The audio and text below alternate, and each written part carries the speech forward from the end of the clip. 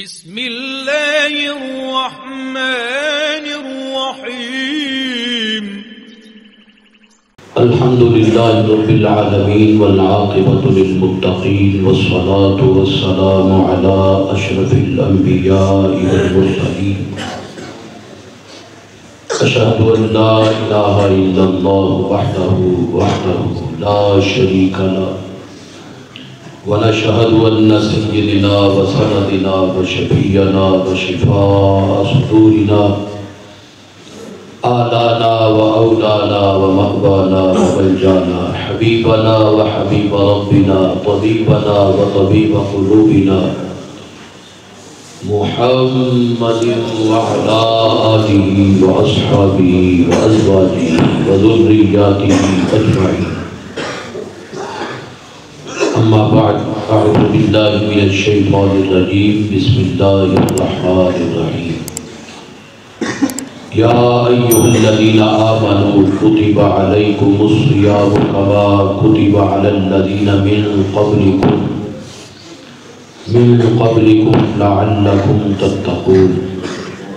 قال الله تبارك وتعالى في شان حبيبه ومحبوبه: إن الله وملائكته يصلون على النبي يا أيها الذين آمنوا صلوا عليه وسلموا تسليما. مل کے بآواز بلند درود و سلام پڑھیے: الصلاۃ والسلام علیک یا سیدی یا رسول اللہ وعلی آلک واصحابک یا سیدی یا رسول اللہ.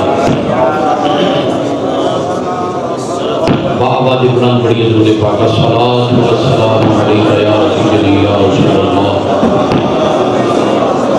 وعلی آلک واصحابک یا رحمۃ للعالمین.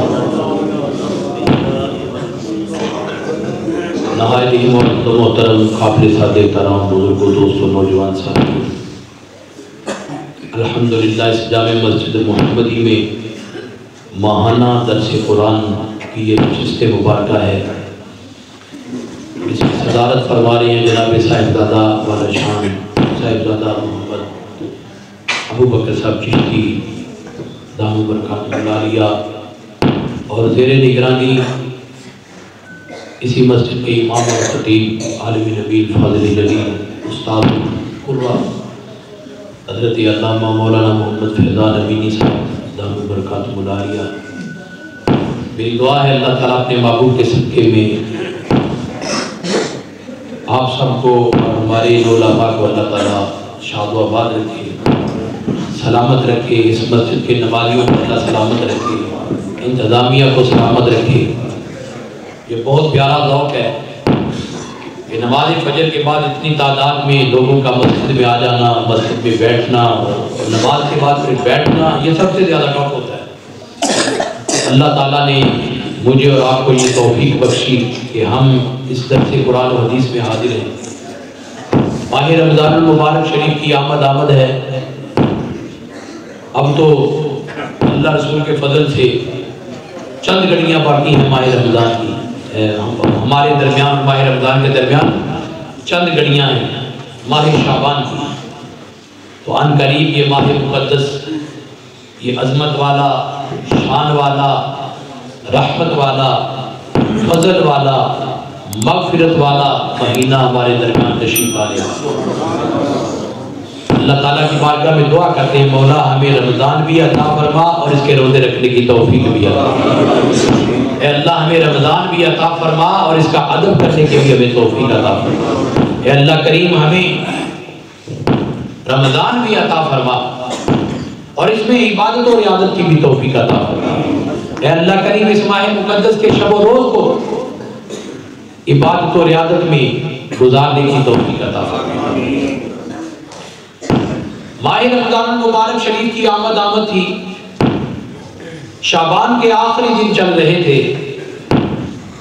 نبی پاک صلی اللہ علیہ وآلہ وسلم نے صحابہ اکرام علیہم رضوان کو ماہ رمضان المبارک کی آمد پر خطاب فرمایا، جس کا مفہوم میں خلاصہ پیش کروں گا. نبی پاک صلی اللہ علیہ وسلم نے ارشاد فرمایا: لوگوں، قریب وہ ماہ مقدس آنے والا ہے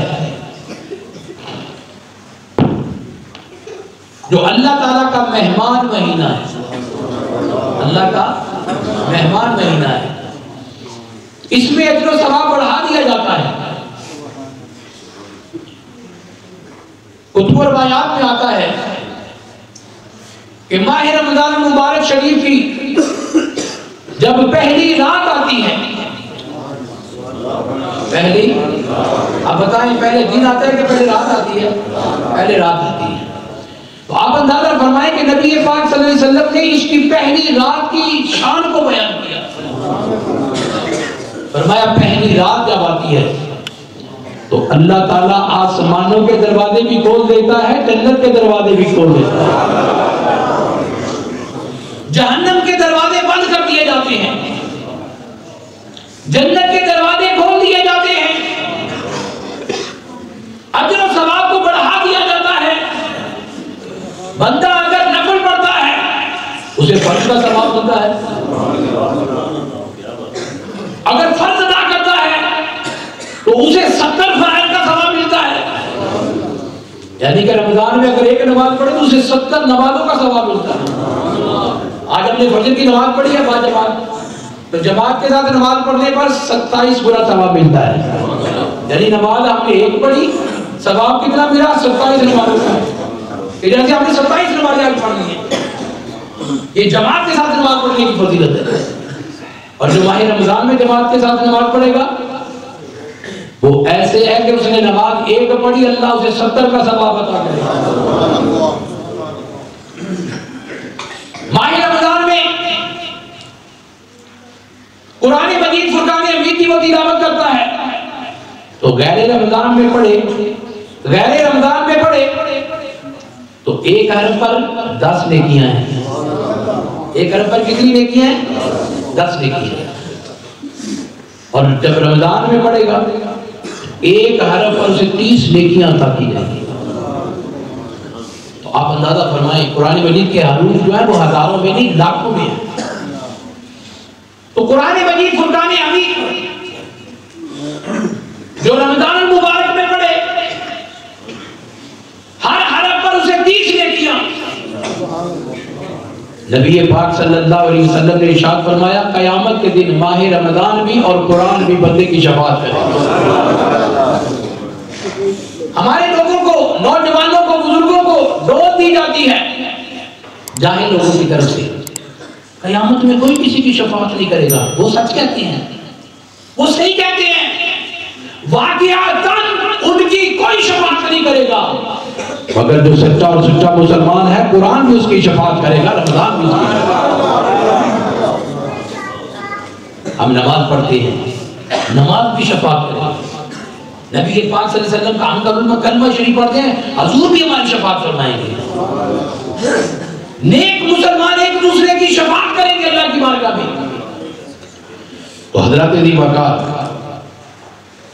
ماہ رمضان المبارک کوئی معمولی مہینہ نہیں ہے، یہ وہ ماہ مقدس ہے کہ جس کا نام لے کر اللہ نے قرآن میں ذکر کیا ہے، اور یہ اتنی پیاری عبادت ہے اللہ تعالیٰ کی، میرے رب کو یہ اتنی پسند ہے۔ صاف بات ہے اگر مجھے کوئی چیز پسند ہے تو میں اپنے دوست کے لیے بھی تو وہی پسند کروں گا جو مجھے پسند ہے۔ یہی میری دوستی کی ایک دلیل ہے کہ میں اپنے دوست کے لیے وہ چیز پسند کر رہا ہوں جو مجھے پسند ہے۔ تو اللہ تعالیٰ تو مومنوں کا دوست ہے، اللہ مومنوں کا، یہ جذباتی بات نہیں، یہ قرآن ہے۔ رب العالمین فرماتے ہیں اللہ ولی الذین آمنوا یخرجهم من الظلمات الی النور۔ فرمایا اللہ ولی، اللہ مومنوں کا ولی ہے، ولی کا معنی دوست ہے، تو جو مومنوں کا دوست ہے تو پھر وہ اپنے دوستوں کے لیے مشکل تو نہیں، آسانیاں پیدا کرتا ہے۔ اللہ مومنوں کا دوست ہے تو دوست کے لیے اچھی چیز پسند کرتا ہے۔ تو رمضان کی عبادت میرے رب کو اتنی پسند ہے، جب اس نے ماہ سیام کی عبادت کا ذکر کیا تو مخاطب سب کو نہیں کیا، یہ نہیں فرمایا یا ایھا الناس، یہ نہیں فرمایا، بلکہ فرمایا یا ایھا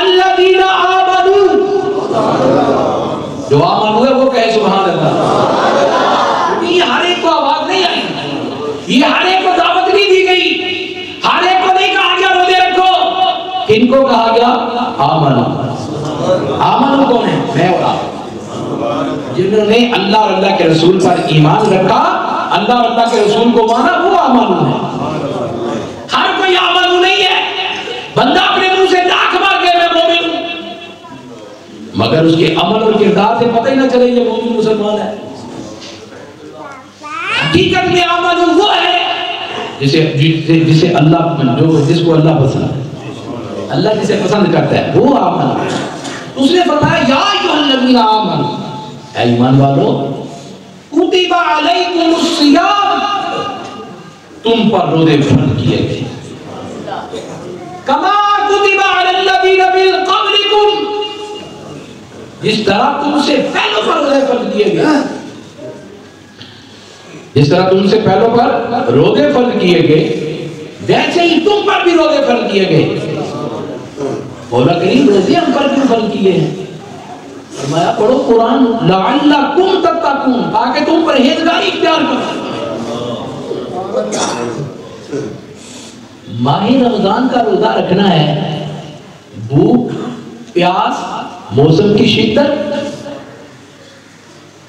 اب تو موسم ٹھنڈا ہو گیا، اللہ رسول کے کرتے جون جولائی کے جب روزے آتے ہیں تو رکھنے والے کو بھی پتہ چل جاتا ہے، روزہ بھی بتاتا ہے میں روزہ ہوں، مگر جو کامل الایمان ہے وہ روزے کے پیچھے نہیں آتا۔ دیکھیں نا ماہ رمضان آتا ہے تو بڑے بڑے لوگ بیماری کے بہانے کرتے ہیں، معاذ اللہ، اللہ تعالیٰ ہم سب کو معاف فرمائے، روزے رکھنے کی توفیق دے۔ ایسے ایسے جو حالات ہیں روزہ چھوڑنے پر فخر کرتے ہیں، معاذ اللہ، استغفر اللہ العظیم، روزہ چھوڑنے پر فخر کرتے ہیں۔ روزہ چھوڑنے پر فخر نہیں کرنا چاہیے، روزہ چھوڑنے پر اپنی قسمت کو رونا چاہیے۔ جس نے نماز نہیں پڑھی، جو مسجد نہیں آتا، وہ فخر نہ کرے کہ میں مسجد نہیں جاتا، میں نماز نہیں پڑھتا، بلکہ وہ اپنی قسمت کو روئے کہ رب نے اسے جھکنے کی توفیق نہیں دی۔ درخت بھی اللہ کی بارگاہ میں جھکتے ہیں، پتھر بھی جھکتے ہیں، بے جان بھی اس کی عبادت کرتے ہیں، بے جان بھی اس کا ذکر کرتے ہیں۔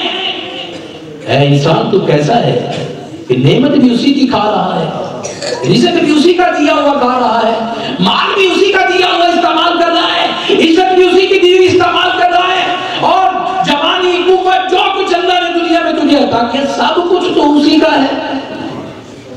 وہ سب کچھ تجھے عطا فرمانے کے بعد 11 مہینے تجھے اپنی نعمتیں دیتا ہے، 11 مہینے تجھے اپنی نعمتیں دیتا ہے، تو صبح بھی اس کی نعمتیں کھاتا ہے، دوپہر کو بھی کھاتا ہے، شام کو بھی کھاتا ہے، مگر 11 ماہ کے بعد ایک مہینہ ایسا آتا ہے، فرماتا ہے اب سارا دن تو نے کھانا پینا نہیں، سارا دن تجھے کھانا پینا، اب تجھے کھانا نہیں ہے، اب تجھے پینا نہیں ہے، سحری کر لے، دن بھوک میں گزارتے ہیں۔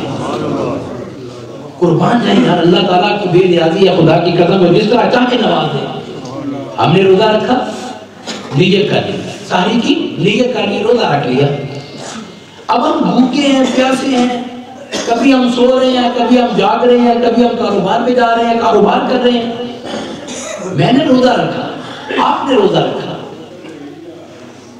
دن بھر کوئی ذکر نہیں کیا، نماز پڑھا، جب نماز کا وقت ہوا یا ہم سحری کر کے سو گئے، یا سحری کر کے، تو ہمارا سونا بھی عبادت میں شمار ہوتا ہے، سویا ہوا بندہ بھی اللہ کی عبادت کر رہا ہے۔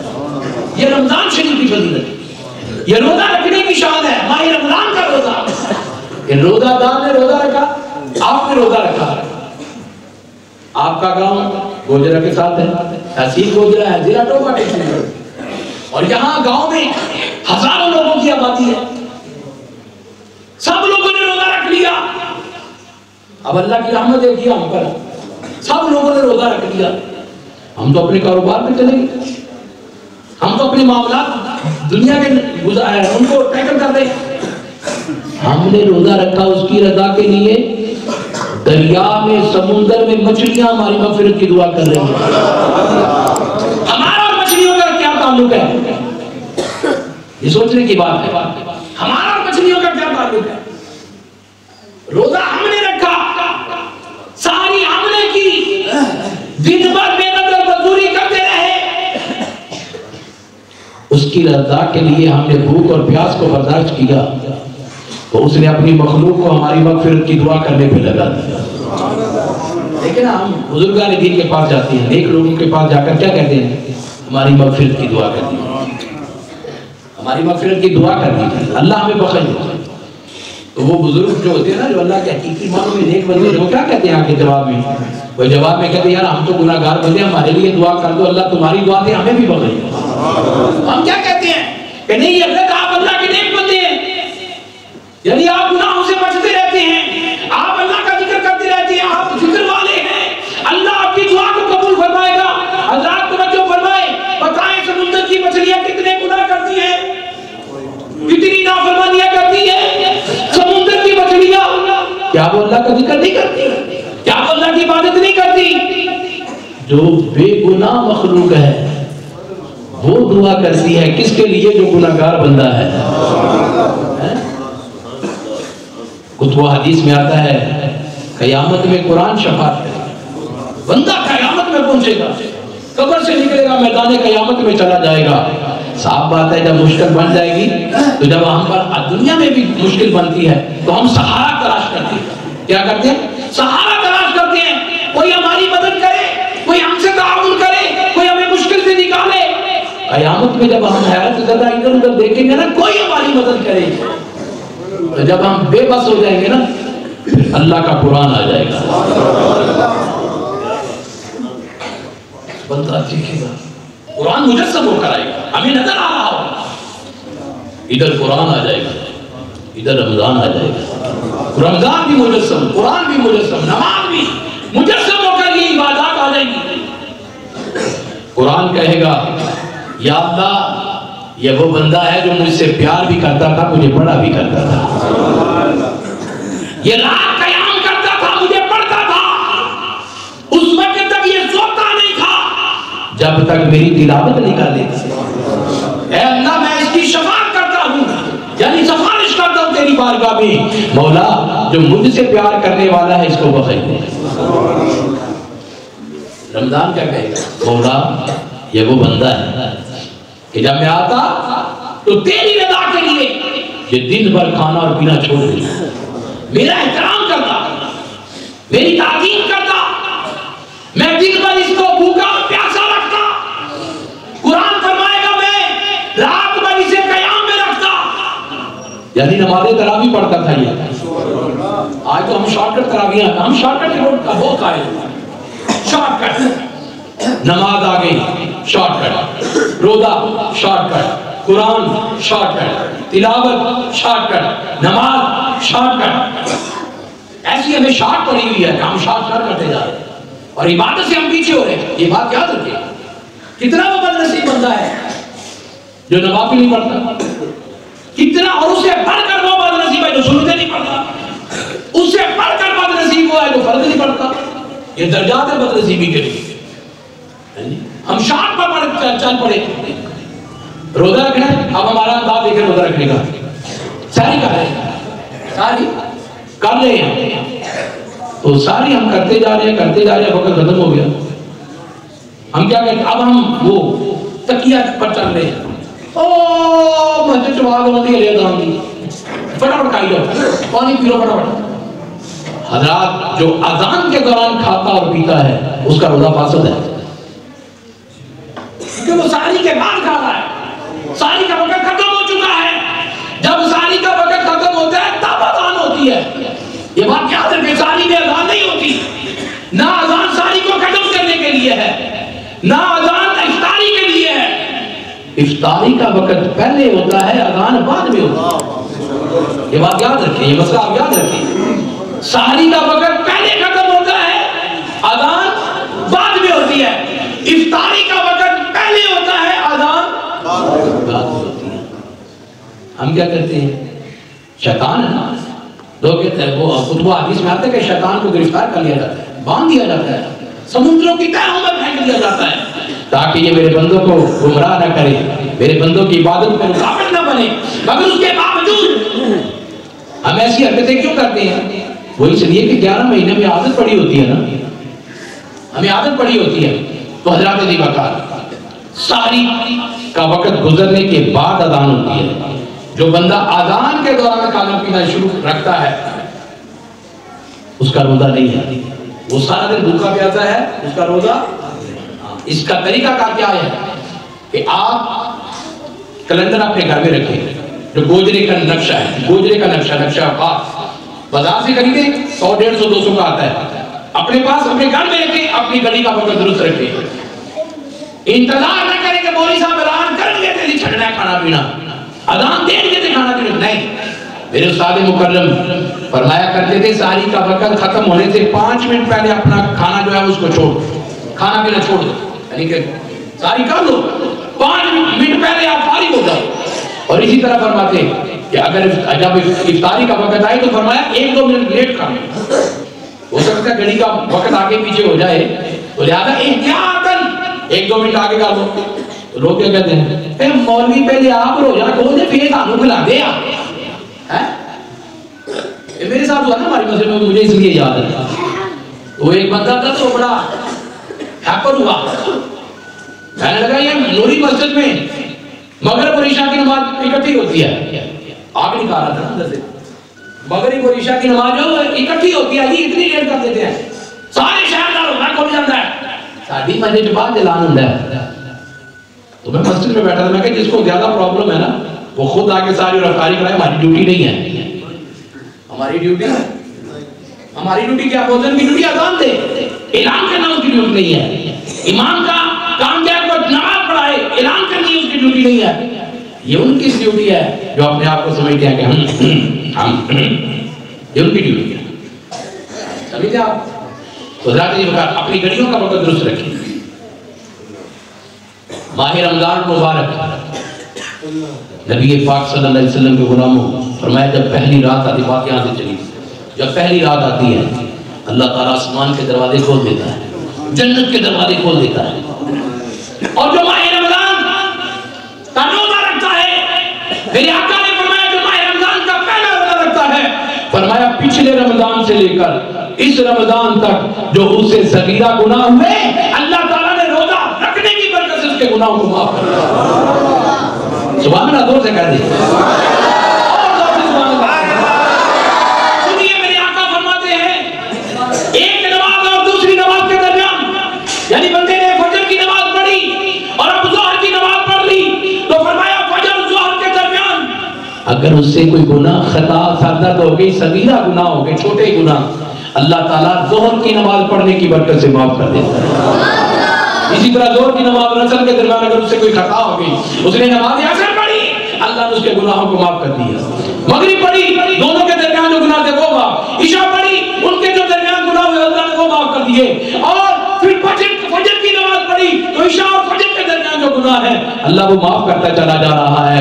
اے بندے تو دور ہے، اللہ کی رحمت تیرے قریب ہے، بس تو دور ہو گیا، تو شیطان کے بہکاوے میں آ گیا، اللہ کے قریب ہو کر دیکھ لے، اللہ کی عبادت کر کے دیکھ لے، اللہ کے فرائض کو ادا کر کے دیکھ لے، اللہ تبارک و تعالیٰ مغفرت کے دروازے کھول دے۔ بندہ وضو کرتا ہے، وضو کرنے سے آپ دھوئے، وضو ہاتھ سے سٹارٹ کرتے ہیں نا۔ ہماری مسجد میں ایک آدمی تھا وہ پاؤں پہلے دھوتا تھا، میرے ساتھ بیٹھ میں نے غور کیا 2-3 بار ایسے ہوا، میں نے پاؤں تو پہلے دھوتا ہے، اچھا میں نے اس کو کہا میں نے جناب آپ یہ پاؤں تو پہلے دھوتے ہیں، پاؤں کیوں پہلے دھوتے ہیں؟ کہنے لگا جی قرآن سے لکھا ہے۔ میں حیران ہو گیا، مجھے اس نے قرآن کی آیت پڑھ کے سنائی، سمجھ گیا میں، تو فوری طور پر میں نے اس کو جواب نہ دیا، 1-2 دن پھر انتظار کر کے نا میں نے کہا وہ آپ نے قرآن مجید کی آیت مبارکہ پڑھی تھی تو اس میں تو قرآن میں تو پاؤں دھونے کا آخر پہ ذکر ہے،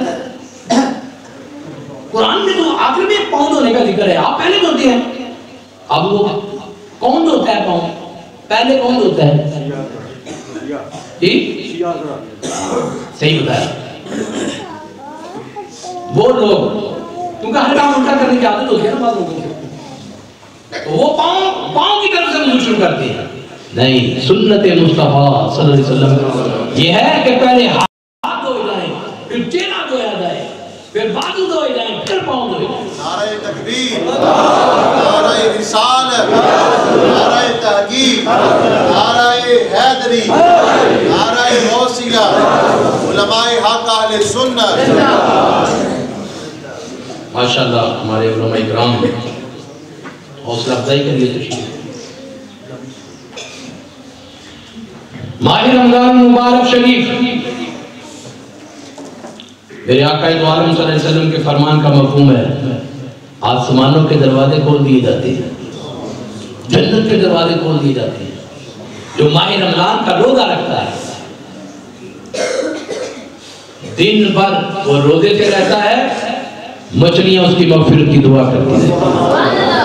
جو ماہ رمضان میں ایک سجدہ کرتا ہے اسے 1500 نیکی ملتی ہے.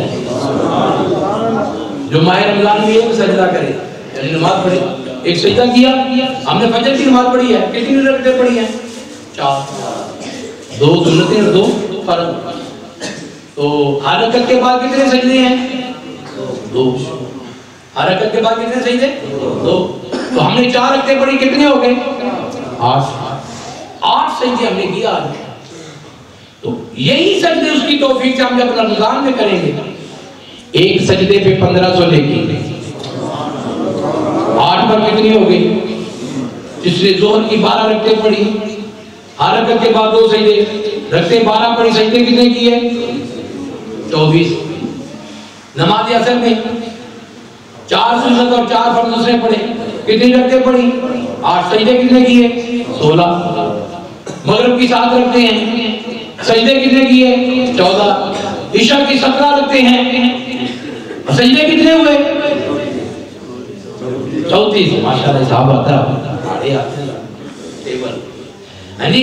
تو آپ اندازہ فرمائیں سجدوں کا جمع کر لیں جو فرض نمازوں کے سجدے ہیں, سنتیں ہیں, نفل ہیں. تو اس میں اتنے سجدے کیے, ہر سجدے پر 15 نیکیاں, 1500 نیکی. اگر وہ 20 تراویح پڑھے تو اب کتنے سجدے کیے اس نے؟ 40. اے مسلمان, تیرے رب کی رحمت بہت بڑی ہے. اللہ فرماتا ہے ان رحمت اللہ قریب من المحسنین. غور سے سبحان اللہ کہتے ہیں. ان رحمت اللہ قریب من المحسنین.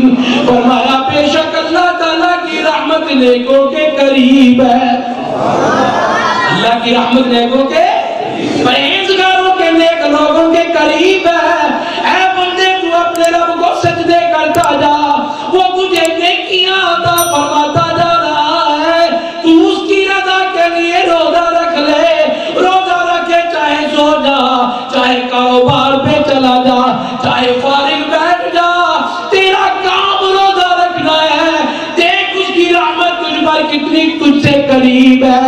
تو نے اس کے لیے کھانا اور پینا چھوڑ دیا, اس نے اپنے 70,000 فرشتوں کی یہ ڈیوٹی لگا دی, میرے بندے نے روزہ رکھا ہے, اے گروہ ملائکہ میرے اس بندے کے لیے مغفرت کی دعا کرو. مغفرت کی اگر نیک بندہ دعا کرے تو ہم یقین رکھتے ہیں اس کی دعا قبول ہے, اللہ ہمیں بخش دے گا. تو یاد رکھے فرشتے اللہ کے نیک بندے ہیں, وہ گناہوں سے پاک ہیں, وہ معصوم ہیں. اور یاد رکھے نبی انبیاء جو ہیں وہ معصوم ہیں یا فرشتے معصوم ہیں, اس کے بعد کوئی معصوم نہیں. اس سے آگے کوئی معصوم نہیں. فرشتے معصوم ہیں اور یا نبی معصوم ہے. تو جب 70,000 معصوم تیرے لیے دعا کریں گے تو کیا اللہ قبول نہیں کرے گا؟ مجھے بتاؤ, روزہ تو میں نے رکھا, فرشتوں کی ڈیوٹی کس نے لگائی؟ اللہ نے. کیوں لگائی؟ حقیقی معنوں میں اللہ تعالیٰ چاہتا ہے میں اپنے مومن بندوں کو بخش دوں. مومن بندوں کو دیکھ مسلمان, تو نے روزہ رکھا, میرے آقا فرماتے ہیں اللہ تعالیٰ نے میری امت کو 5 ایسی چیزیں عطا کی ہیں جو کسی اور کو نہیں ملی. ان میں سے ایک یہ ہے کہ جب بندہ روزہ رکھتا ہے, پچھلا وقت ہوتا ہے یعنی عصر کا وقت آ جاتا ہے, مغرب سے پہلے اس کے منہ سے سمیل آتی ہے، آتی ہے نا، روزہ دار کے منہ سے سمیل آتی ہے، بندہ خود اس سے پریشان ہوتا ہے، میرے منہ سے سمیل آ رہی ہے، مگر تو خود اپنی ذات کے لیے پریشان ہے کہ میرے منہ سے سمیل آ رہی ہے۔ میرے مصطفیٰ کریم نے فرمایا وہ سمیل جو روزہ دار کے منہ سے آتی ہے اللہ تعالیٰ کا مشک و عنبر سے زیادہ پیاری لگتی ہے۔ پھر کیوں نہ کہیں گل اٹھا ہے چار سو پھر آمد رمضان ہے، پڑھ سکتے تو پڑھ لو، گل اٹھا ہے چار سو پھر آمد رمضان ہے، گل اٹھا ہے چار سو پھر آمد رمضان ہے، مرحبا صد مرحبا، خوش آمدید، مرحبا معنی کیا ہے؟ خوش آمدید، ہم رمضان کو خوش آمدید کہتے ہیں، مرحبا صد مرحبا پھر آمد رمضان ہے، مرحبا صد، یہ مشکل لگ جاتے جوڑ کر آتے ہیں، میم را زبر مر حال رہا مرحبا مرحبا، سب بولو مرحبا، مرحبا کہیں، مرحبا صد مرحبا پھر آمد رمضان ہے، کھل اٹھے مرجھائے دل تازہ ہوا ایمان ہے، کھل اٹھے مرجھائے دل تازہ ہوا ایمان ہے، تجھ پہ صدقے جاؤں رمضان تو ماہ غفران ہے، تجھ پہ صدقے جاؤں رمضان تو ماہ غفران ہے، کہ خدا نے تجھ میں ہی نازل کیا قرآن ہے، کہ خدا نے تجھ میں ہی نازل کیا قرآن ہے، یا الہی تو مدینے میں ہمیں رمضان دکھا، زور سے آمین کہیے، پھر آمین کہیے، یا